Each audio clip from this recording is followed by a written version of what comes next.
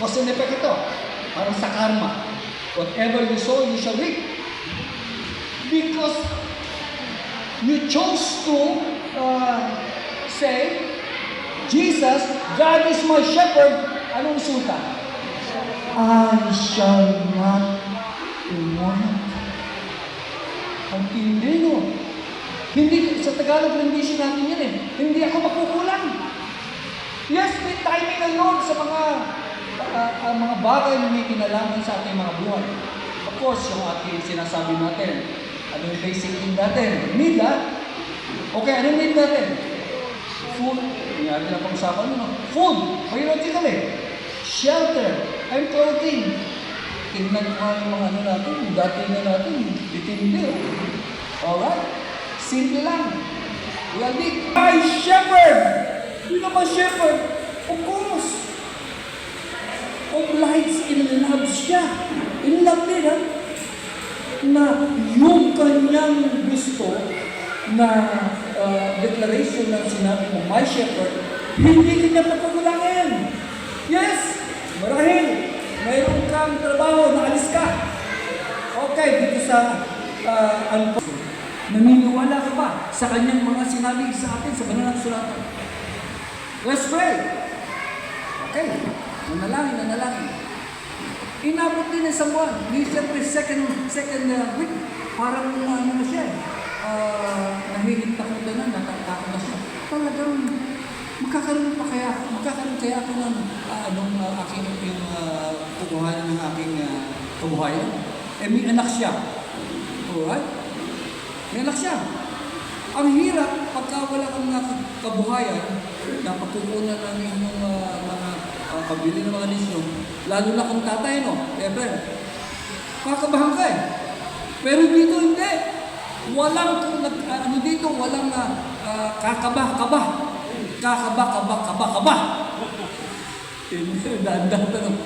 Dahil lahat tayo nagtitiwala sa ating mabuting pastol. Ano nangyari? Tanungin niyo ako. Anong nangyari siya? Madali naman ako mausap eh. Alright. Ilang araw ang nakalipas? Resume. Alright. Apply. Pinagripo. Mga kapatid. Pinagripo. Magtrabaho ka lang. Kinabukasan. Pagkatapos inugir na. Bipay na. Okay. Tapos ngayon. Ayun. May trabaho na siya. Ano ibig kong sabihin mo? Ikaw na nagtitiwala sa iyong mabuting pastor. Kailanman hindi ka niya pakukulangin. Kailanman hindi ka malulungkot sa dati niya ng buhay. Ang mga taong nalulungkot sa dati niya ng buhay, let me just be plain and honest with you. Yung walang Panginoon sa kanilang buhay, yun ang mga tao na sasabihin sa inyo, malulungkot. Bakit? Oh, nagpakamatay. Nawala ng trabaho. Sa mind of Christ, you will change the way you feel. Kasi yung emotion can kill you. Parang kailan lang. Emotion, ha? Yung love ba pwede emotion? Pwede lang, no? Yung love pwede din na bunga ng Espiritu Santo sa atin. Love, peace, joy. Pwede, no? Yung emotion, meron isang empleyado. Girlfriend niya ng matagal. Lahat kayo na narito, pati yung ibang mga sama natin doon, tayo lahat, sa biyaya ng Diyos, sa grace ng Lord, anuman ang pangyayari na medyo may hugot ka, huwag kang magdadalawang isip na hindi sundan ang Panginoon sa kanyang mga teachings sa atin. Okay. Alright. Ito naman. Hindi ko na i-expound yung iba, no? Pero gusto kong pumunta na agad tayo. Alam mo ba, na ang ating pong Panginoon Diyos is not only our shepherd, He is also our host. Ano yung host? Yung host na yun, siya yung may-ari ng bahay. Alright? Halimbawa, pupunta ka kasi yung kanyang mga anak. Ito, anak na. Mga anak, do not speak doon sa poder ng lack. Alright? Abundance ka lang. Okay. You anoint my head with oil. Pag sinabi natin, anoint kaya din lang. Okay. Pero ito, ibig sabihin, alam mo sa lugar ng lugar na mainit, nakakatulong yung oil. Okay?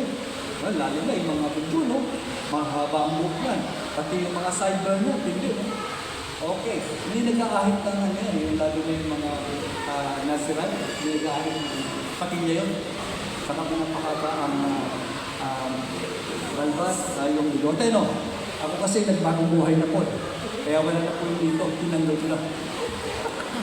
Okay.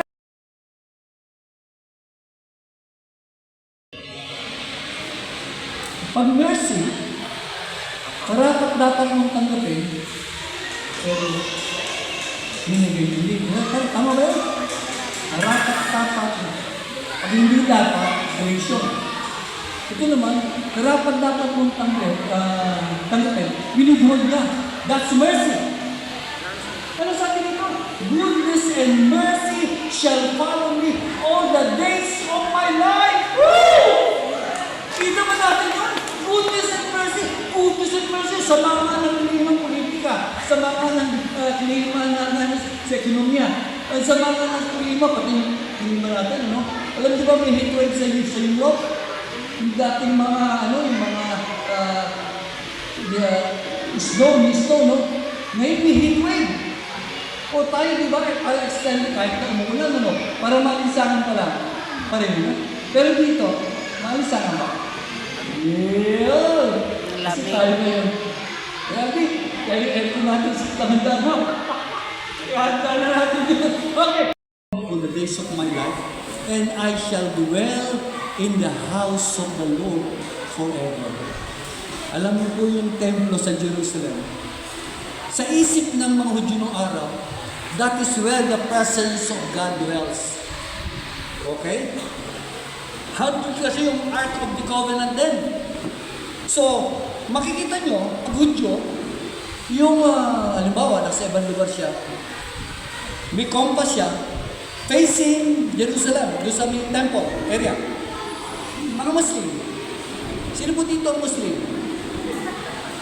Wala. Okay. Solely ako meron akong paggalang. Pwede nga, meron akong paggalang sa mga kababayan natin Muslim. Anyway, hindi mo ba alam, full of the Holy Spirit, kaya ho, nananahanan ang Diyos sa atin, collectively, nananahanan ang Diyos sa atin individually. Kung nananahanan ang Diyos sa ating buhay, pwede ba tayong manalangin kahit saan? Na alam mo na ikaw ay sinasagot ng Panginoon? Amen. You shall be heard. Bakit?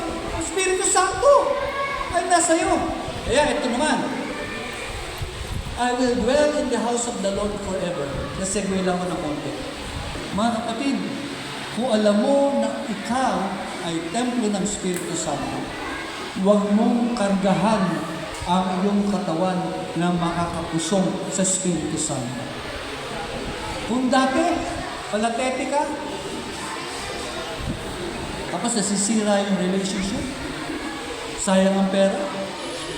Kung nung dati, ikaw ay nahulog sa aming Ama, lubos kaming naniniwala sa lahat ng mga sinabi mo.